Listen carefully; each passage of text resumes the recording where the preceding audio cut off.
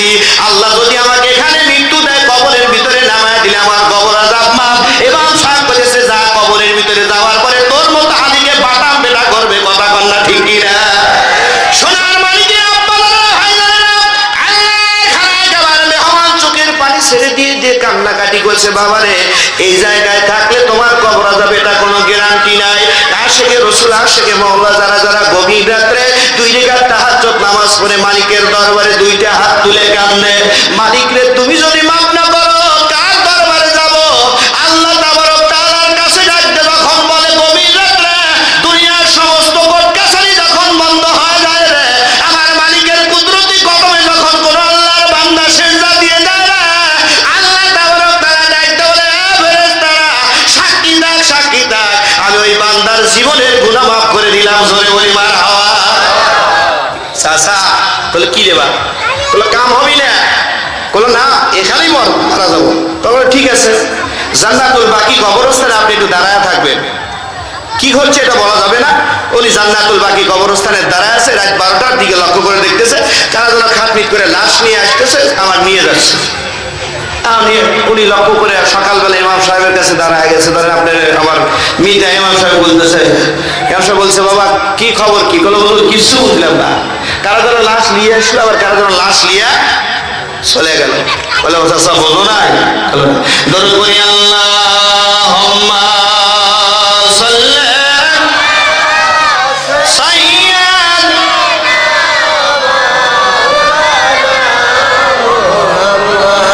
ওয়া আলা আলি সাইয়্যিদিনা। আমার শাফায়াতের কান্ডারি রাসূল আল্লাহ, আমার পুলসুরাতের কান্ডারি রাসূল আল্লাহ, ইয়া মুহাম্মদ মুস্তাফা নবী সাল্লি আলা ইয়া মুহাম্মদ। সবাই আমার শাফায়াতের কান্ডারি রাসূল আল্লাহ, আমার পুলসুরাতের কান্ডারি রাসূল আল্লাহ, ইয়া মুহাম্মদ মুস্তাফা নবী সাল্লি আলা ইয়া মুহাম্মদ মুস্তাফা। কেউ বা বলে নবী বাবারি বাবা, কেউ বা বলে নবী কাবারি কাবা। সরে বলা নবী কি মারহাবা। সে যে নয় সে বাবা, নয় সে কাবা, রাসূল আল্লাহ, ইয়া মুহাম্মদ মুস্তাফা নবী সাল্লি আলা। আমার শাফায়াতের কান্ডারি রাসূল আল্লাহ, আমার পুলসুরাতের কান্ডারি রাসূল আল্লাহ, ইয়া মুহাম্মদ মুস্তাফা নবী সাল্লি আলা, ইয়া মুহাম্মদ মুস্তাফা নবী সাল্লি আলা। আল্লাহুম্মা সবাই আসা লাগবে না। ওয়া আলা আলি সাইয়্যিদিনা। ফাইয়া আইয়ুহাল হাজিরুন রাহমাকুমুল্লাহ, এদিকে লক্ষ্য করুন সোনার মানিকের আব্বাজানেরা ভাইজানেরা, এদিকে লক্ষ্য করুন। আশা দিবেন না, আশা মন চাইবেন না। এদিকে লক্ষ্য করুন সোনার মানিকের আব্বাজানেরা ভাইজানেরা, এবার কি করলেন? এদিকে লক্ষ্য করুন, কথা বলবেন না ভাই, অনুরোধ করি। আলোচনার ভিতরে কথা বললে আল্লাহর রহমতটা যদি কেটে যায় আর জোগাড় দেওয়া যাবে সম্ভব হবে না। এদিকে লক্ষ্য করুন সোনার মানিকের আব্বাজানেরা ভাইজানেরা, কোন জায়গায় রাখছিলাম মনে আছে নাকি? হাজী সাহেব বলতেছে, বাবা এবার কি করা যায়? এই ঘটনাটা একটু বিস্তারিত যদি আপনি বলতেন। হাজী বান্দা বলতেছে, হুজুর শোনেন শোনেন। আল্লাহর খানায় যাবার মেহমান ডাকতে বলতেছে, বাবারে এই রহস্যটা আপনি যদি মেহেরবানি করে দয়া করে যদি বলতেন।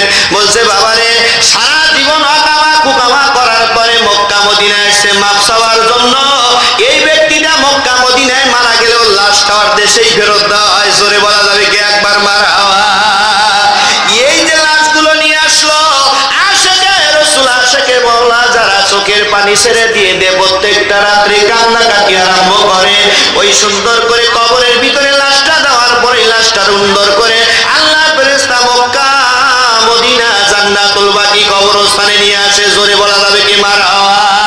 হাজি কয় তোর টাকা পয়সা তাড়াতাড়ি দেশে যায়, মানুষের আইল ছাড়ছি, মানুষের কাছ থেকে মাপ চেয়ে আল্লাহর কাছ থেকে মাপ চাই। সোনার মালিকের আব্বা জানেরা, ভাই জানেরা, আমি আপনি কিন্তু ক্ষেতের মধ্যে দিয়ে, জমির মধ্যে দিয়ে আমরা রওনা দেই না? কোনা ক্ষেতের দেই কি দেই না? সুফি সদরউদ্দিন আল্লাহর ওলি কত বড় পাওয়ারফুল ক্ষমতার লোক ছিলেন। সুফি সদরউদ্দিন বলতেছে, বাবারে আমি হঠাৎ করে ক্ষেতের মাঠের ভিতরে আমি সুন্দর করে জমির ভিতরে দিয়ে যখন রওনা করলাম, রওনা করার পরে আল্লাহ তাবারক তাআলা গায়ব থেকে ইলহাম করে বলছে, সুফি সদরউদ্দিন খবরদার, তোর জমির যদি একটা পা মানুষের ফসলে ক্ষতি হয়, আমি আল্লাহ তাবারক তাআলা তোকে মাফ করব না। সুফি সদরউদ্দিন বলে, আমার পাটা সোজা হয়ে গেল। পাটা সোজা হয়ে যাওয়ার পরে আমি কিছু দূর অগ্রসর হয়ে যাওয়ার পরে বাদশার লোকেরা এসে আমাকে আটক করলো। আটক কোনারা কত বড় দরজার আল্লাহর ওলি ছিলেন, নবীর উম্মতেরা রে। এই লোকটা সুন্দর করে সুফি সদরউদ্দিনকে আটক করার পরে সুফি সদরউদ্দিন মালিকের কাছে হাত তুললেন। কার কাছে? দরকার কার কাছে? আল্লাহ তাবারক তাআলার কাছে হাত তুললেন। তোলার পরে এবার সুন্দর করে এদিকে লক্ষ্য করুন, এবার বাদশার বিল্ডিং ধসে পড়ে বাদশা দুনিয়ার থেকে বিদায় হয়ে গেল। জোরে বলা যাবে কি মারহাবা? আল্লাহর ওলি সুফি সদরউদ্দিন উনি বাদশার একজনের মস্তকে আরেকজনে বসায় দিলেন। বাদশা মান্দার আরেক জায়গায় বসায় দেওয়ার পরে আরেকজন বাদশাকে বসায় দিলেন। হুজুর হঠাৎ করে অসুস্থ হয়ে গেলেন। অসুস্থ হয়ে যাওয়ার পরে হঠাৎ করে উনি কি করতেছেন, ওনাকে রাজশাহী সিংহাসন থেকে পরীক্ষা নিরীক্ষা করার জন্য ডাক্তার পাঠানো হয়েছে। কি পাঠানো হয়েছে? কি পাঠানো হয়েছে? ডাক্তার পাঠানো হয়েছে। ডাক্তার পরীক্ষা নিরীক্ষা করে দেখে হুজুর এত ভয় করতেন আল্লাহকে দেখে, ওনাদের কলিজা গলে গলে গলে গলে আল্লাহর ওলি সুফি সদরউদ্দিনের কলিজা গলে গলে পেশাবের দাঁত বের হয়ে যাচ্ছে। জোরে বলা যাবে কি মারহাবা? ডাক্তাররা ডাকতে বলে, তখন দুনিয়ার মানুষেরা আল্লাহর ওলি সুফি সদরউদ্দিন এত বড় দরজার একজন আল্লাহর ওলি ছিলেন রে, আল্লাহকে এত ভয় করতেন, এত ভয় করতেন রে, আল্লাহকে ভয় করার কারণে ওনার কলিজাটা গলে গলে পেশাবের দাঁত দিয়ে চলে যাচ্ছে। এবার সুফি সদরউদ্দিনকে বললেন, হুজুর আপনি মেহেরবানি করে দয়া করে আমাদের ইমানি কালেমা পড়ায় দেন। জোরে বলা যাবে কি একবার মারহাবা? সুফি সদরউদ্দিন বিছনায় পড়ে গেলেন। হুজুর সমস্ত মানুষেরা দেখতে আসলেন। সুফি সদরউদ্দিন ডাকতে বলছে, তামাম দুনিয়ার মানুষেরা তোমরা শোনো শোনো, আমি দুনিয়ার থেকে চলে যাব, কিন্তু আমার যে বালিশের নিচে কিছু দেরহাম আছে। কি আছে? দেরহাম আছে, কিছু টাকা আছে। এই টাকাগুলো আপনি সুন্দর করে আমি মারা যাওয়ার পরে গরিব মিসকিনকে দান করে দিবেন। জোরে বলা যাবে কি একবার মারহাবা? সাধারণ মানুষগুলো বলে, হুজুর আপনি কেন এতদিন বলেছেন টাকা সংগ্রহ করে রাখা যাবে না, আপনি কেন টাকাগুলো রাখছেন? এবার সুফি সদরউদ্দিন ডাকতে বলছে, বাবারে শয়তান যখন আমার কাছে এসে আমার নফসকে ধোঁকা দেওয়া আরম্ভ করে দিবে, আমার নফসকে বলবে, সদরউদ্দিন তুমি মরে গেলে তোমার আলে আওলাদ কেউ নেই, তোমার দাফনের কাফনের কাপড় কে কিনবে? সুফি সদরউদ্দিন এবার আমি শয়তানকে বলেছিলাম আমার যে সিদানে একটা কি আছে 300 দিরহাম আছে, আমি দিয়ে দেব। এবার সুন্দর করে বারবার বারবার বলার পরে বাবা এই কারণে আমি সুফি সদরউদ্দিন 300 দিরহাম আমার বালুশের নিচে রেখে দিয়েছি। জোরে বলা যাবে কি একবার মারহাবা? আল্লাহুম্মা সাল্লি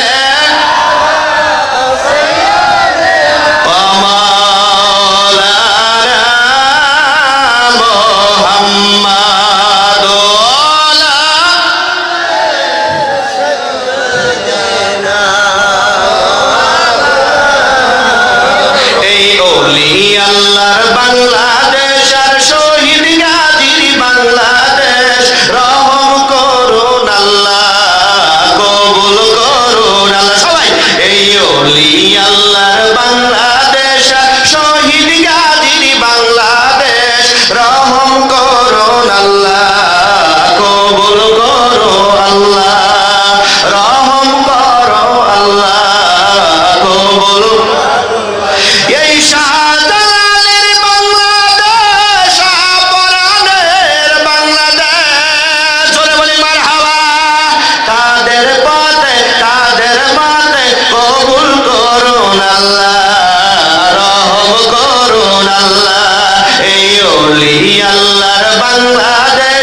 শহীদ